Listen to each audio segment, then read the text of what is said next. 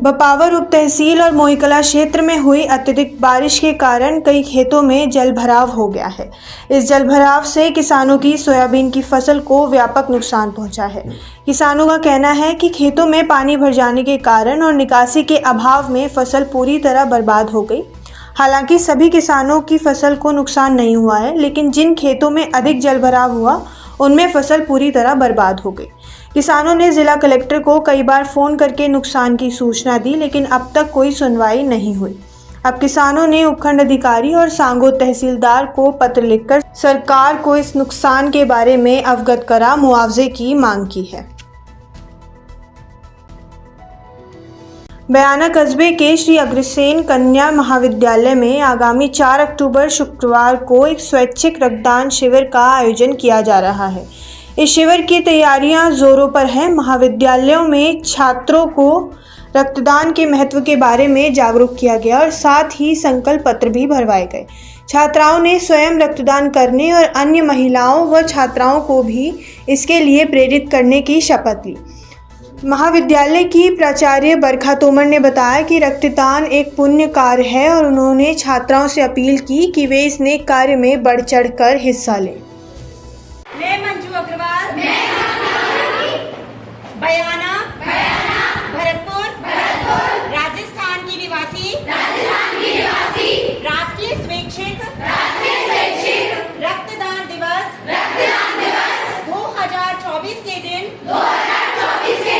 यह शपथ लेती हूँ कि मैं अपना रक्त नियमित रूप से दान करूँगी।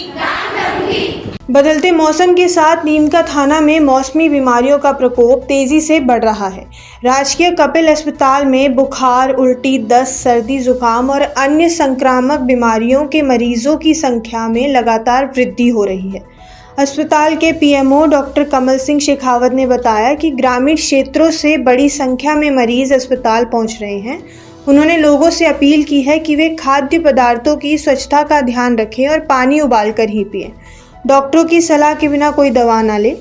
चिकित्सा विभाग इस स्थिति पर लगातार नजर रखे हुए है और बीमारियों के प्रसार को रोकने के लिए आवश्यक कदम उठा रहा है। बुदौली में आयोजित 2 दिवसीय विष्णुदास जी महाराज के मेले का समापन हुआ। इस मेले में हजारों श्रद्धालुओं ने भाग लेकर महाराज को धोक लगाई और अपनी मनोकामनाएं पूर्ण करने की कामना की। मेले में आयोजित सांस्कृतिक कार्यक्रम में लगभग 7,000 लोगों ने हिस्सा लिया। सांस्कृतिक कार्यक्रम में भाग लेने वाले कलाकारों को सम्मानित किया गया और सरपंच ने बताया कि मेले में कई दुकानदार बाहर से आए थे। हालांकि कुछ ग्रामीणों ने मेले की व्यवस्था को लेकर असंतोष जताया है। विशेषकर वार्ड नंबर 10 के ग्रामीणों ने बाहर आए दुकानदारों को खाने के पैकेट दिए थे। जोधपुर के सभी सरकारी अस्पतालों में आज से ओपीडी का समय बदलकर सुबह 9 बजे से दोपहर 3 बजे तक कर दिया गया है। समय में बदलाव के साथ साथ अस्पतालों में व्यवस्थाओं को और बेहतर बनाने के प्रयास किए जा रहे हैं।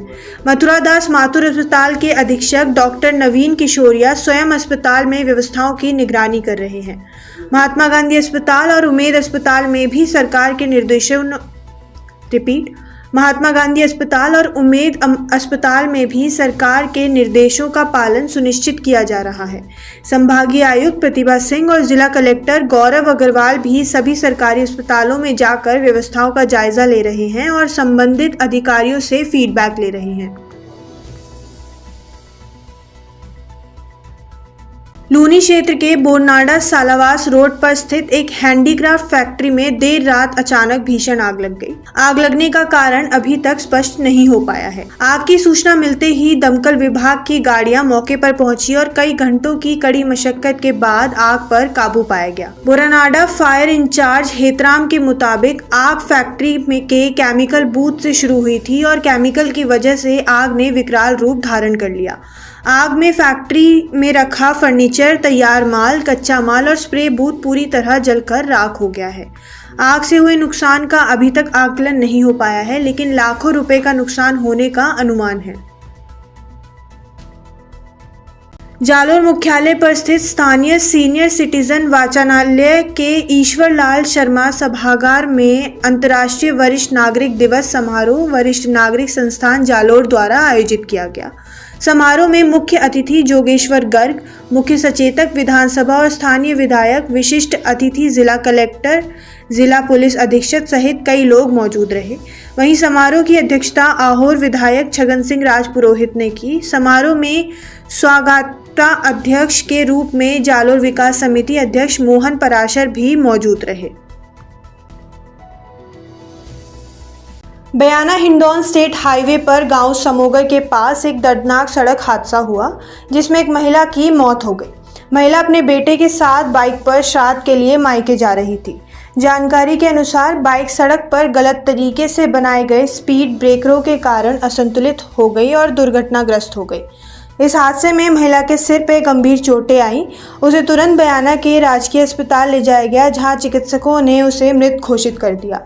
सूचना मिलने पर पुलिस मौके पर पहुंची और पोस्टमार्टम करवाकर शव परिजनों को सौंप दिया गया।